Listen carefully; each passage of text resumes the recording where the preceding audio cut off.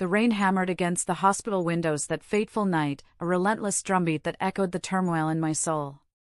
I was 68 years old, my joints aching from years of endless shifts, my hands calloused from holding lives in the balance.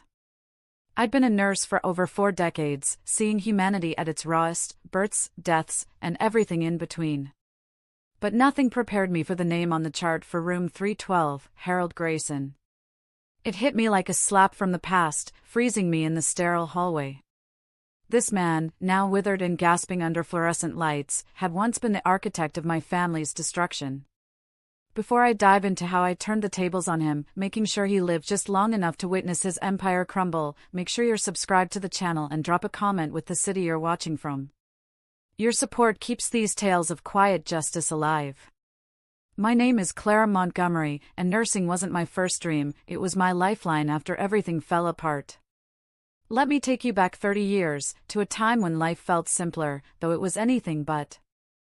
Our family ran Montgomery's Bakery in the heart of Willow Creek, a sleepy town in upstate New York. It wasn't much, a cozy shop with wooden counters polished from years of use, shelves lined with Mama's famous apple pies and Daddy's sourdough loaves. The air always smelled of cinnamon and fresh bread, a scent that wrapped around you like a warm hug. We weren't rich, but we were happy, serving the community that had raised us.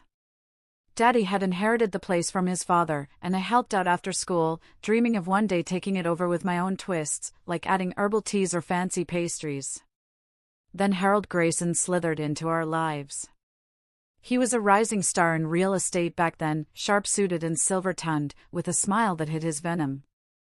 He wanted our corner lot for a sprawling strip mall, fast food joints, a dollar store, the kind of progress that chews up small towns and spits out chains. We said no, politely at first, then firmly. The bakery was our legacy, not for sale at any price. But Harold didn't take rejection well. He started with subtle pressure, offers that escalated into veiled threats. When that failed, he went dirty. It began with whispers. Rumors spread like wildfire through the town, our ingredients were subpar, the kitchen unclean, even hints of rat infestations. Customers dwindled, eyeing their coffee cakes with suspicion. Then came the anonymous tips to the health department. Inspectors showed up unannounced, nitpicking every corner. They found violations that weren't there, forged reports, I later learned, greased by Harold's bribes. Fines piled up, and we were shut down for weeks. Daddy fought it, hiring a lawyer we couldn't afford, but the stress gnawed at him. One night, after a heated argument with Harold's goons at a town meeting, Daddy clutched his chest and collapsed. Heart attack, the doctors said. He was gone before the ambulance arrived. Mama, shattered, sold the bakery for pennies just to pay the debts.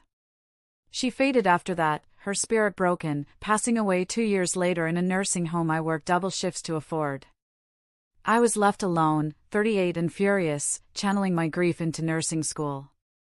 It was grueling, nights studying anatomy while waitressing, days practicing injections on oranges. But I graduated, top of my class, and built a career at Willow Creek General.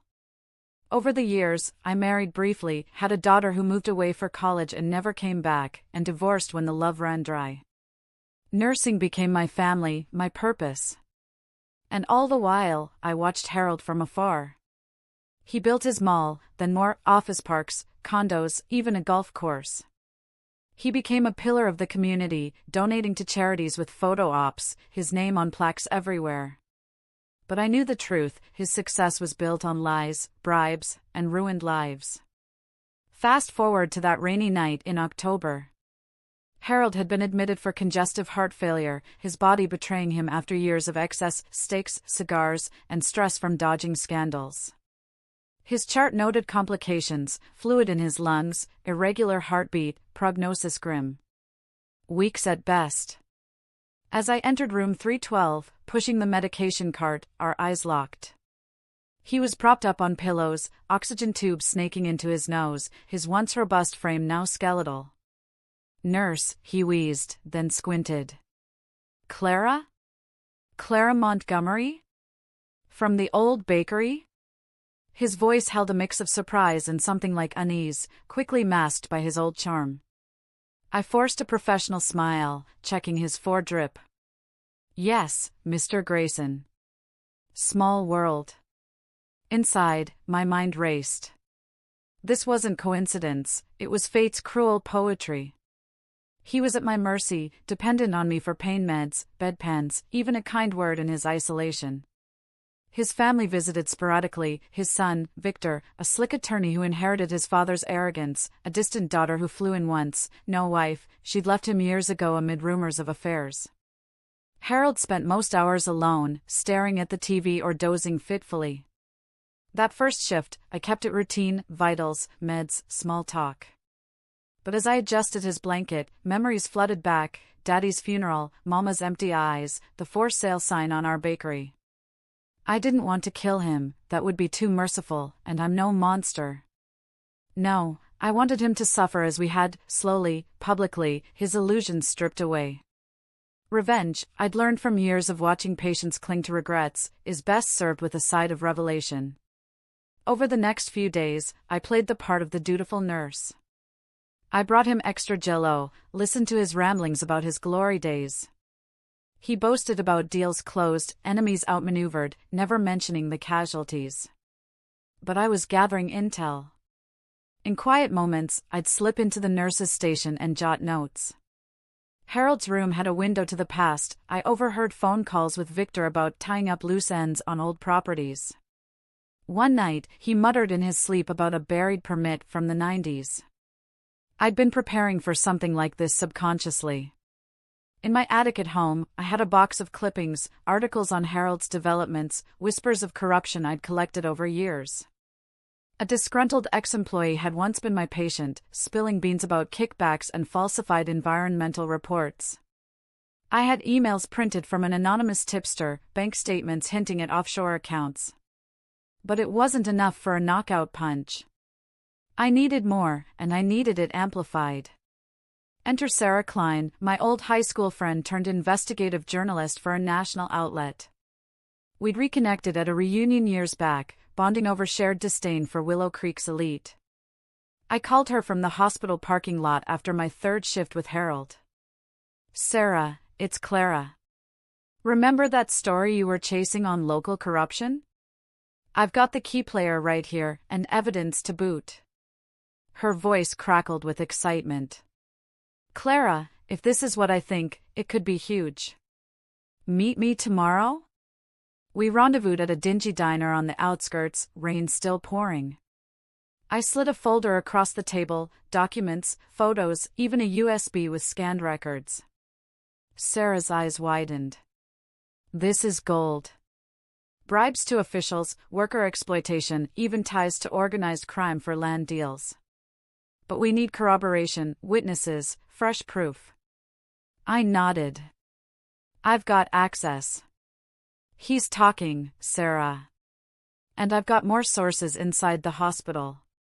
Back at work, I expanded my net.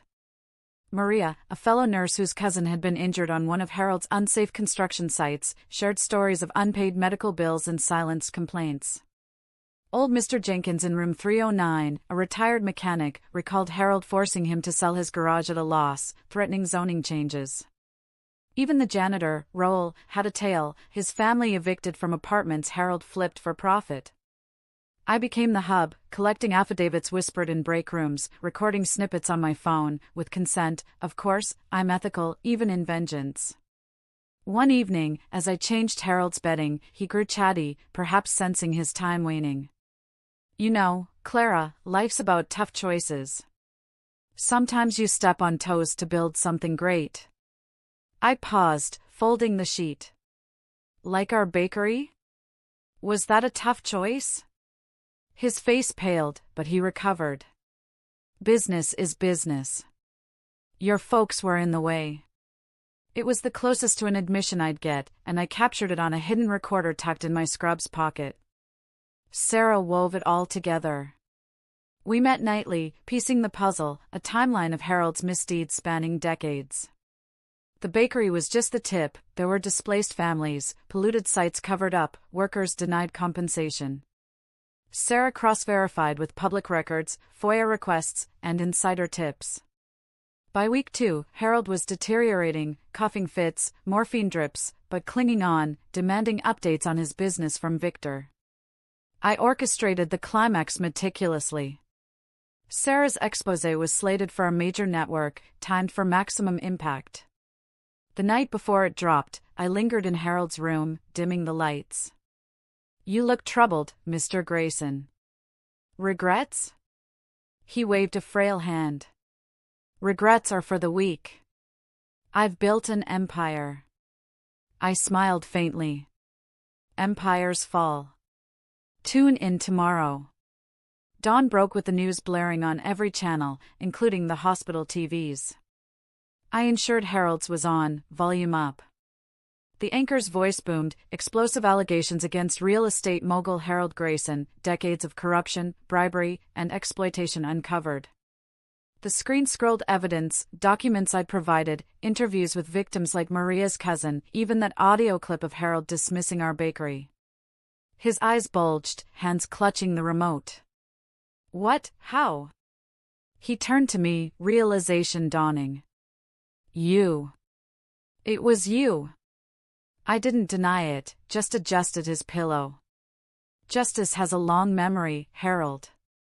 Chaos ensued, reporters swarmed the hospital entrance, Victor paced the halls yelling into his phone, stocks in Harold's companies plummeted. Social media erupted, #Grayson downfall trended, with threads on X detailing personal stories, old employees piling on. Lawsuits flooded in, his legacy plaques removed overnight. He watched it all from his bed, each headline a dagger. Harold lingered 5 more days, a shell of a man, begging for pain relief I administered precisely by protocol. His family abandoned him, the town turned its back. In his final hours, alone with me, he whispered, "Forgive me, Clara. I didn't know." But I shook my head. "You knew. And now the world does too." He slipped away quietly, no fanfare, just the beep of a flatline. In the aftermath, Sarah's piece won a Pulitzer nod, and Willow Creek began healing, funds redirected to victims, including a small restitution to me, which I donated to a community bakery fund. I retired soon after, but the fire in me? It burns steady.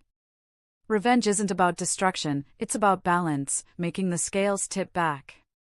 If this tale of suspense and sweet retribution gripped you, kept you on the edge till the end, please smash that subscribe button and share it far and wide. Drop a comment below. What would you have done if fate handed you such a chance? I'm here, listening, and your support means everything to this old nurse with stories still to tell.